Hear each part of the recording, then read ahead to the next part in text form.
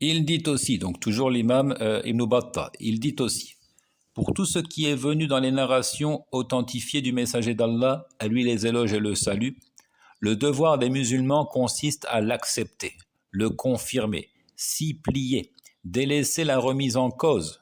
Celui qui les accepte et y ajoute foi a encore le devoir de ne pas opérer d'analogie, de ne pas leur prêter un sens et en donner des interprétations. C'est-à-dire ici un sens qui ne serait pas le sens premier, des interprétations allégoriques, mais plutôt de les transmettre comme elles sont venues, sans dire pourquoi et comment. Sans dire pourquoi, sans poser la question comment. Ayant ainsi foi en elles et les confirmant. Nous faisons halte dans leurs termes et leur transmission là où nos imams et nos chers ont fait halte. Nous n'ajoutons rien à ce qui a été transmis des anciens de la communauté. Nous nous contentons de ce qui nous est parvenu tel que l'élu, notre prophète, l'a dit, sans opposition, sans démenti, sans une fouille, c'est-à-dire une fouille déplacée qui n'a pas lieu d'être. C'est Allah qui accorde le succès, il nous suffit et quel excellent protecteur. Ceux qui nous les ont transmises sont aussi ceux qui nous ont transmis le Coran et le fondement de la charia. Ainsi, leur dénigrement et le rejet de ce qu'ils rapportent de ces narrations constituent un dénigrement de la religion et un refus de la loi des musulmans. Celui qui agit de la sorte trouvera Allah pour dresser ses comptes et se venger de lui comme il le mérite. Donc ici, clairement, il dit que, attention, ces imams qui vous rapportent ces récits, incluant donc la mention des attributs d'Allah Azzawajal, tels que le récit Allah a créé Adam à son image, ce sont les mêmes imams qui vous ont rapporté le Coran. Ce sont les mêmes imams qui vous ont rapporté les fondements de la charia, dans tout ce qu'elle recouvre de plus évident, aussi bien sur le plan doctrinal que sur le plan pratique, le comment des adorations. Donc, si vous commencez à rejeter ce genre de narration, vous allez finalement dénigrer toute la religion. وقال ابن قتيبة رحمه الله في كتاب تأويل مختلف في الحديث والذي عندي والله تعالى أعلم أن الصورة ليست بأعجب من اليدين والأصابع والعين وإنما وقع الإلف لتلك لما جيء في القرآن ووقعت الوحشة من هذه لأنها لم تأتي في القرآن ونحن نؤمن بالجميع ولا نقول في شيء منها بكيفية ولا حد.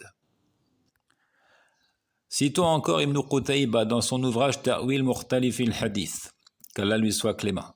Il dit, Allah le Très-Haut sait mieux, mais ce que j'en retiens, c'est que l'apparence, soura, l'apparence telle qu'elle est citée dans le récit, Allah a créé Adam à son image, n'est pas plus étonnante que les deux mains, que les doigts, que l'œil, si ce n'est qu'on s'est accoutumé à ces attributs en raison de leur mention par le Coran, et qu'on n'a pas été aussi docile vis-à-vis de ces autres attributs, étant donné qu'ils n'apparaissent pas dans le Coran. Nous autres croyons en tous les attributs. Nous croyons en tous les attributs, et nous croyons au Coran aussi bien qu'à la Sunna. Et à propos d'aucun de ces attributs, nous ne définissons une modalité ou fixons une limite. Donc, encore une fois, il insiste sur la doctrine traditionnaliste. Nous confirmons les attributs dans leur sens apparent avec la pleine conviction qu'Allah ne ressemble pas à ses créatures, que ces attributs ont bel et bien un sens, qu'ils peuvent être compris par les arabisants, mais que leur modalité, leur réalité profonde, le comment de ces attributs n'est pas perceptible par l'homme. Il dépasse l'entendement. Donc, on ne s'offusque pas lorsqu'on entend dire qu'Allah Azzawajal a deux mains, et on s'offusque lorsqu'il dit Allah a créé Adam à l'image du tout miséricordieux.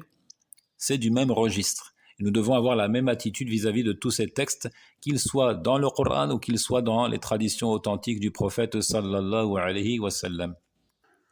فإن كان الإجماع صحيحا في هذه المسألة فمتى حدث الخلاف الذي ادعاه ابن حجر وتبعه عليه بعض المعاصرين.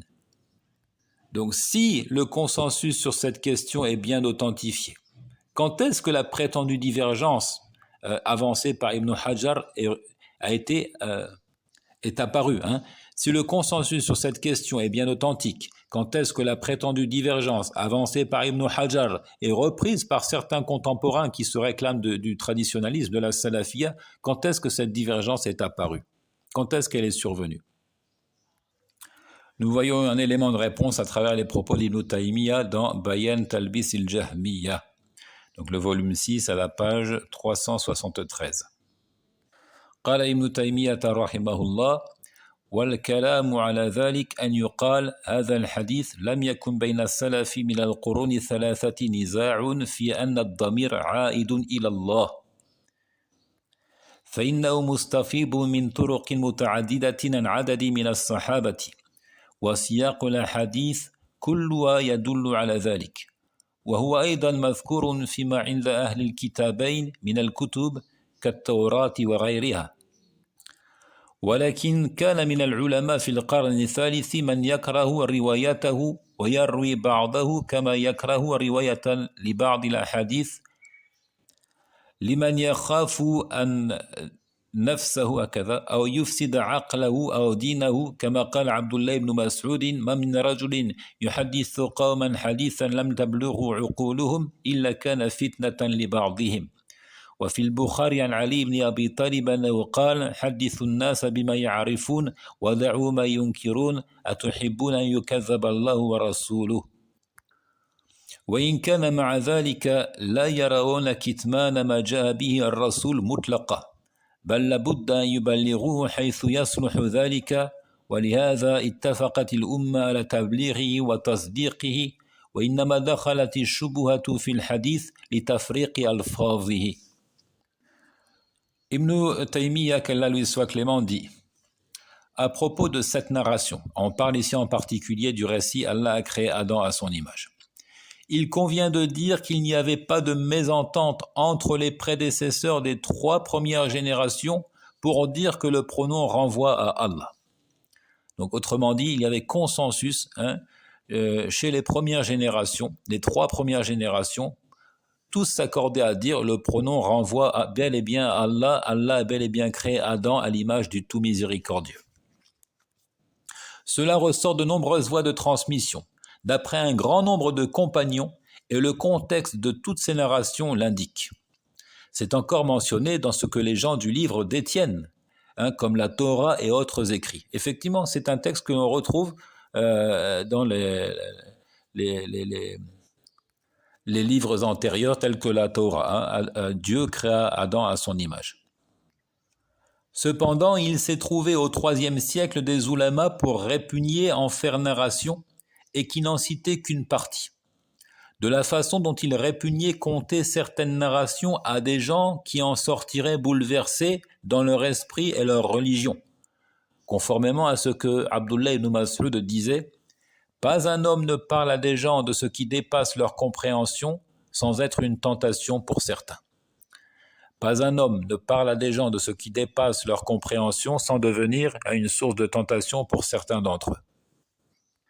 Et dans le recueil de l'imam al-Bukhari d'après Ali ibn Abi Talib, parlez aux gens de ce qu'ils connaissent et délaissez ce qu'ils ne connaissent pas. Aimeriez-vous qu'on démente Allah et son messager? Aimeriez-vous qu'on dise d'Allah et de son messager qu'ils ont menti? Même si, avec cela, il n'était pas d'avis de dissimuler le savoir apporté par le messager de manière absolue, et qu'il était plutôt nécessaire de le transmettre où il convient. C'est pour cela que la communauté s'est accordée à le transmettre, c'est-à-dire le récit de l'apparence. La communauté s'est accordée à transmettre ce récit. Inna Allah khalaqa Adam ala surati ar-Rahman. Allah a créé Adam à l'image du tout miséricordieux. À le transmettre et à y ajouter foi. Le quiproquo n'a envahi cette narration qu'en raison du partage des termes. Ibn Taymiyyah qui conclut en disant: le quiproquo n'a envahi cette narration qu'en raison du partage des termes, c'est-à-dire la formulation en tant que telle. Allah a créé Adam à son image, ce qui a poussé certains à s'interroger: est-ce que le pronom renvoie à Adam? Est-ce qu'il renvoie à l'individu qui est frappé au visage? Est-ce qu'il renvoie finalement à Allah subhanahu? Mais nous avons trouvé la réponse définitive et catégorique à travers les propos des anciens de la communauté. Wallahu ta'ala a'lam wa sallallahu wa sallim ala nabiyyina Muhammad wa ala alihi wa sahbihi ajma'in.